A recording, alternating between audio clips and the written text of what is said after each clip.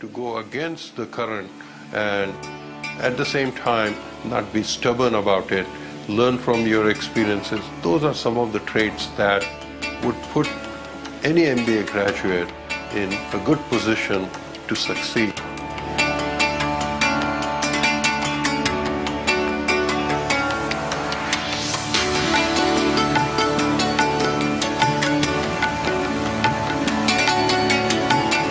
Asia, it has been a cradle of ideas for a long time in history, but especially at this time, the future for Asia looks really bright.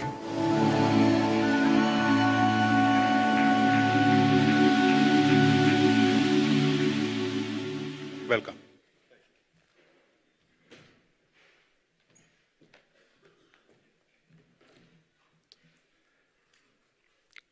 Good evening. It's truly an honor and privilege to share my thoughts with you. I want to, in particular, thank Swamiji for giving me an opportunity, and also the organizers who have done an impeccable job of organizing this conference.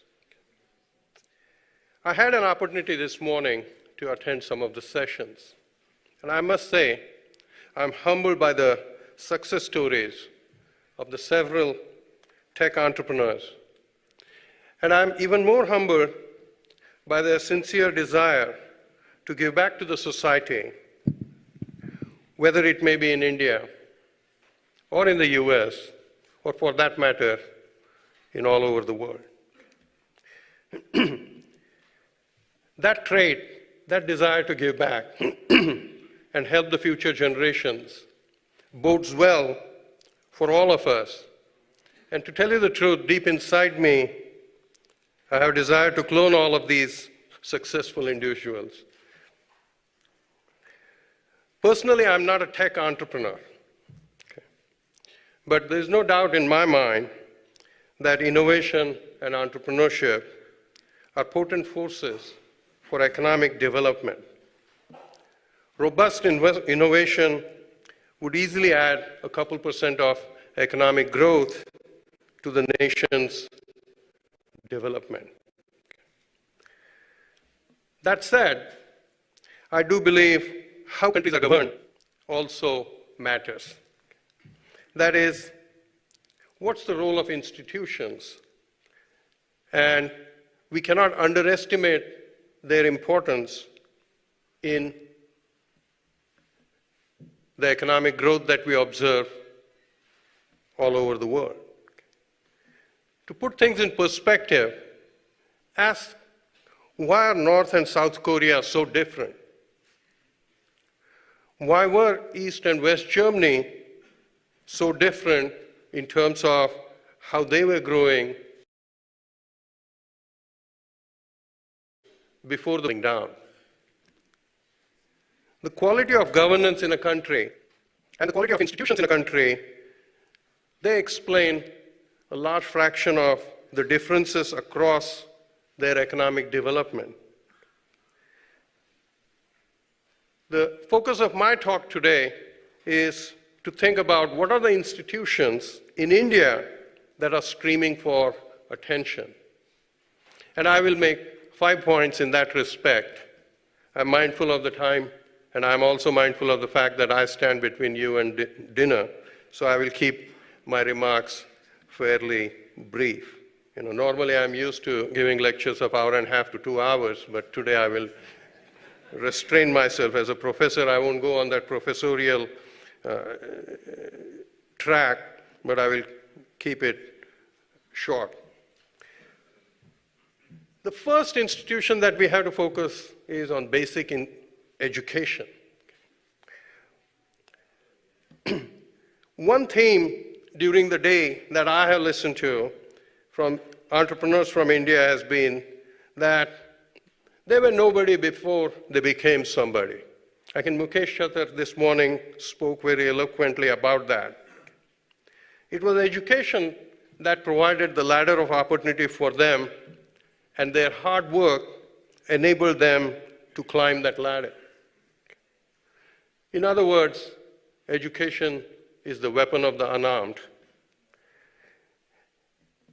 Notwithstanding the tremendous progress India has made, and we can take great pride in that, and we have individuals like Mohandas Pai sitting here and would be speaking next, who have been the pillars of that technological revolution that took place in India over the past 30 years. But still, in spite of all that progress, hard numbers if you look at, we will find that India has lagged behind all developed nations in literacy and high school education. This is not a thing of the past. Even today, that is true. I recently saw Bajirao Mastani, so that reminded me, if Har Har Mahadev, that was the battle cry of the Marathas, and Swachh Bharat is Modi's mantra, our next chant must be Sushikshit Bharat. Okay.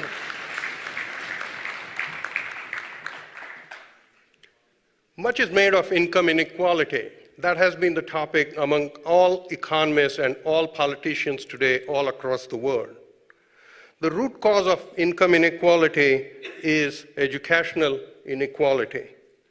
If the opportunity to be educated is in effect denied for many, income inequality will continue to be a bane of our society. You might have heard this before. We are only as good as the average quality of the team. Think about cricket or football or baseball, whatever. Can a team succeed competitively if a third of the team is subpar? Same is true of a nation's economic development that would be marred because a large fraction of the society is not trained to succeed in the knowledge economy. Progress on education will require sustained effort. We have to view it as a national priority. It will require intensive participation of all, and we will have to harness technology. In other words, we have to fire on all cylinders and recognize that this is a marathon, not a sprint. The second point I want to make is that all of us would recognize that labor and financial capital together are the engines of growth. If you want to make progress, economic development, you need labor as well as capital. Firms like Infosys and TCS, they have grown enormously over the years. And their secret has been through rapid increases in labor capital. That works very well with firms like Infosys or TCS. But there are many other industries. For example, education, basic infrastructure, residential and commercial real estate. All of these and many others need huge capital, financial capital, in addition to human capital. India has to be far more welcoming to foreign capital. Entrepreneurs today, they talked about sharing ownership with VCs, that being painful. And I can relate to that, even though I myself am not an entrepreneur, as I said, but I do work with many, and I see the pain that they go through when they recognize that 50, 60% of the equity has to be given to the VCs. But that is necessary. It is necessary that we have to swallow that bitter pill. Foreign investment is no different. It's very similar in spirit. Institutions that favor VC investment in a startup, they have much in common with institutions that would channel foreign investment into India. Besides an ownership interest, investment flocks to places that offer friendly regulation, good law enforcement, decent infrastructure, educated workforce. Government alone can materially improve many of these institutions. Let us commit ourselves to working toward improving all of these institutions. The third point I want to make is about law enforcement and justice. I must applaud Modi government's desire and attention that it is paying to this issue. That said, the problem is really quite serious. Let me give you an example. US Supreme Court, it handles less than 150 cases a year. Would you believe the US Supreme Court sits for the whole year and it handles less than 150 cases a year? India's Supreme Court, I was talking to the former Chief Justice of India, Mr. Kothari, he said 50,000 cases and more. So that gives you an indication of, it's good on one hand that they handle so many, but it's bad on the other hand in the sense that anybody and everybody feels that they can go to the Supreme Court for seeking some justice. It really reflects a lack of confidence in lower courts, the availability of lower courts. What is urgently needed is quality needs to be dramatically upgraded, quantity, number of judges needs to be urgently increased, and the process needs to be dramatically overhauled. Okay. Fourth point, public sector versus private sector.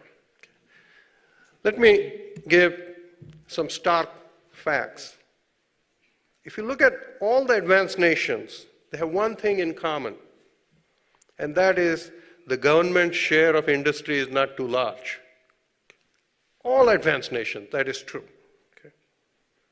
So in every advanced nation, banks, steel mills, coal mines, railways, and many other industries are rarely government-owned and operating.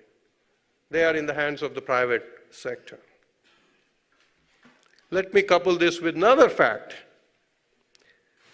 None of the countries with large government ownership and control of industries is advanced. Okay.